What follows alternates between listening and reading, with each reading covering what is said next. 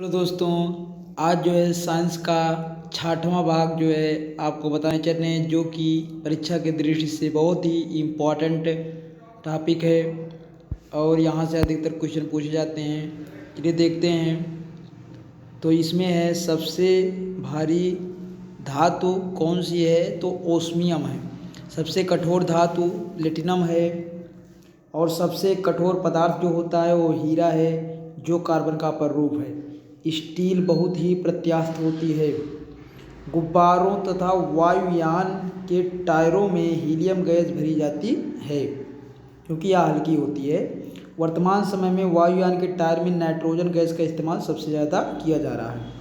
Hydrogen gas का भी कभी कभी इस्तेमाल किया जाता है, लेकिन यह ज्वलनशील होने की वजह से इसका उपयोग जो है घट गया है। क्लोरोएसीटोफेनोन को अश्रु गैस के नाम से भी जाना जाता है, क्योंकि इसका आंसू गैस के गोले बनाने में भी यूज किया जाता है। कभी कभी अमोनिया भी आ जाता है, अमोनिया का भी यूज किया जाता है आंसू गैस के गोले बनाने में। नाइट्रस ऑक्साइड को हंसाने वाली गैस के नाम से जाना जाता है, इसे N2O के नाम से आप समझ सकते हैं। आगे देखते हैं। नाइट्रस ऑक्साइड का जो हमने बताया था अभी N2O, वही है N2O। जल की अस्थायी कठोरता जो होती है कैल्शियम और मैग्नीशियम के बाइकार्बोनेट के कारण होती है, जो उबाल कर पानी को दूर किया जा सकता है। जल की स्थायी कठोरता तथा अस्थायी कठोरता को दूर करने के लिए सोडियम बाइकार्बोनेट का प्रयोग किया जाता है। सोडियम बाइकार्बोनेट का प्रयोग किया जाता है। बहुत ही इंपॉर्टेंट क्वेश्चन है ये। वर्षा के जल को शुद्ध माना जाता है, परंतु कुछ गैसें अम्लीय वर्षा करती हैं इसके साथ क्रिया करके, जैसे सल्फर डाइऑक्साइड SO2 कह सकते हैं, ये सल्फ्यूरिक अम्ल बनाती है। और नाइट्रोजन डाइऑक्साइड ये नाइट्रिक अम्ल बना लेती है NH3। इसलिए क्या हो जाता है, बारिश दूषित हो जाता है, अम्लीय वर्षा हो जाती है। नहीं तो वर्षा का पानी जो होता है शुद्ध माना जाता है।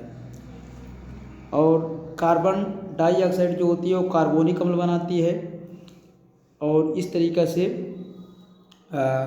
भारी जल को जो है D2O के नाम से जाना जाता है, D2O। इसका जो अणुभार होता है वो 20 होता है, और साधारण जल का जो अणुभार होता है वो 18 होता है। अर्थात इसका भारी जल का जो अणुभार होता है वो साधारण जल से ज़्यादा होता है। भारी जल को गुरुजल के नाम से भी जाना जाता है। और भारी जल का रासायनिक नाम जो है ड्यूटेरियम ऑक्साइड है। भारी जल की खोज 1932 ईस्वी में यूरे और वाशबर्न नामक वैज्ञानिक ने किया था। कृत्रिम वर्षा के लिए सिल्वर आयोडाइड का प्रयोग किया जाता है। बहुत इंपॉर्टेंट है ये। और लोहे का शुद्धतम रूप जो होता है पिटवा लोहा होता है, जिसे औजार वगैरह बनाया जाता है, और इसे पीट कर इसको हमेशा जो है धारदार बनाया जाता है। लोहे का सर्वाधिक मात्रा जो होती है हरी सब्जियों में पाया जाता है। हरी सब्जियों में अगर बात करेंगे तो पालक है इसमें जो। और लोहे को जंग से बचाने के लिए इसके ऊपर एक जिंक की लेयर चढ़ाई जाती है, जिसे जस्ता भी कहा जाता है। और इसी जस्ता की लेयर को चढ़ाने की प्रक्रिया को बोलते हैं गैल्वेनाइजेशन, जिसे हम हिंदी में संलेपन के नाम से भी जानते हैं। जिंक को जस्ता भी कहते हैं, जैसा कि मैंने बता दिया है। विद्युत तथा ऊष्मा का सर्वोत्तम चालक जो होता है चांदी होता है, और चांदी को सिल्वर या रजत नाम से भी जानते हैं। चांदी का रासायनिक नाम है अर्जेंटम, और इसका संकेत बता दें तो Ag होता है।